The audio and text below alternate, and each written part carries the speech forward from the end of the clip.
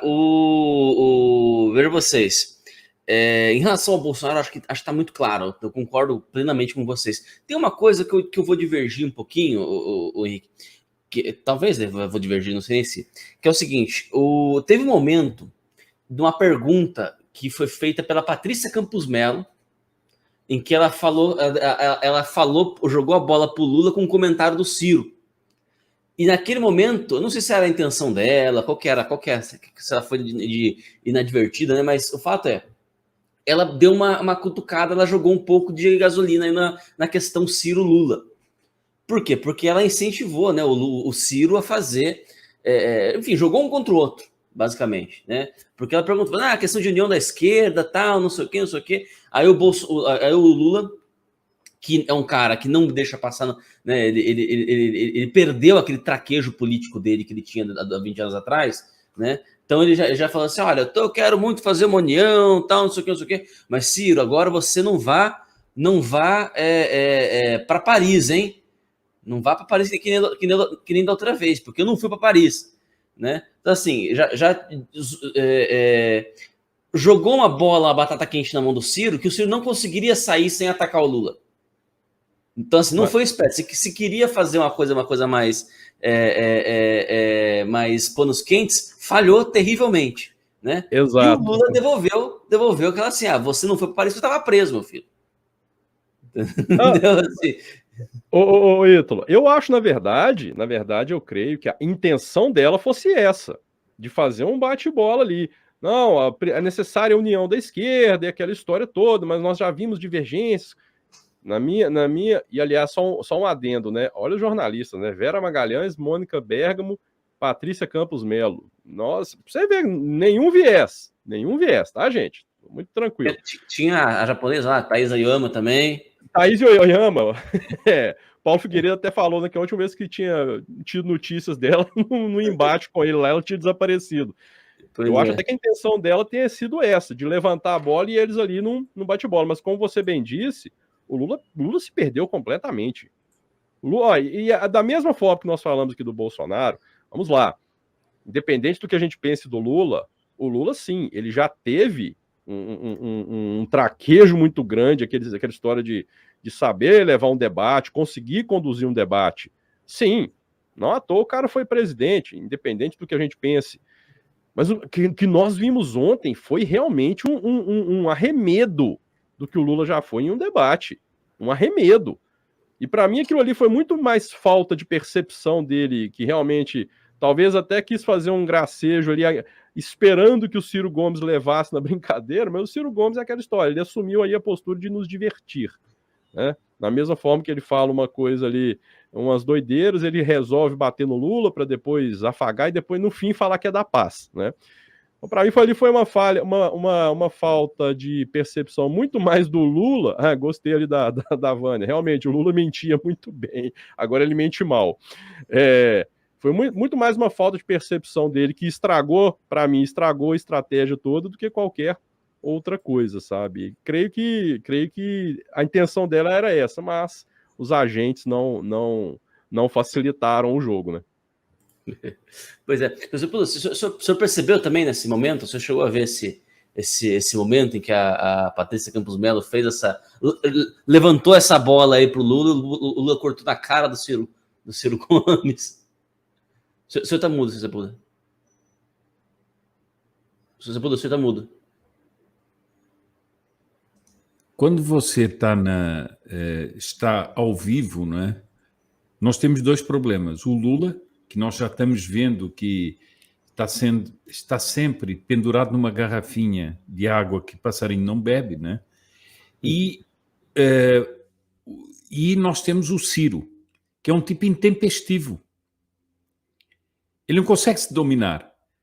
Ele foi cutucado, ele já jogou para cima do Lula o negócio. Você estava preso. Pronto, e isso foi o que ficou.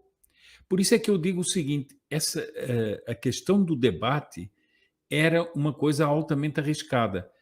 Ela bem que tentou fazer isso. Como boa petista, a Patrícia Campos Melo, ela tentou fazer isso. Mas os dois não se ajudaram, né? É o que eu acho ali. E depois o seguinte, depois de feito, está feito. Não há mais como voltar atrás. Não é?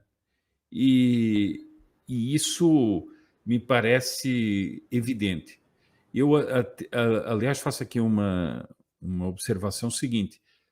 Por causa de 3 anos de governo, de estar sempre falando, etc., realmente o Bolsonaro conseguiu domínio sobre o falar, sobre o expressar-se, etc., que não tinha em 2018. E não tinha, e nos debates era muito mais, tinha muito menos traquejo. Mas é como eu digo, quem arriscou mesmo foi o pessoal da esquerda, sobretudo o Lula. E aqui eu quero fazer uma pergunta. Por que o pessoal que está com o Lula e o próprio Lula quiseram arriscar de ir ao debate? Eles sabiam do risco.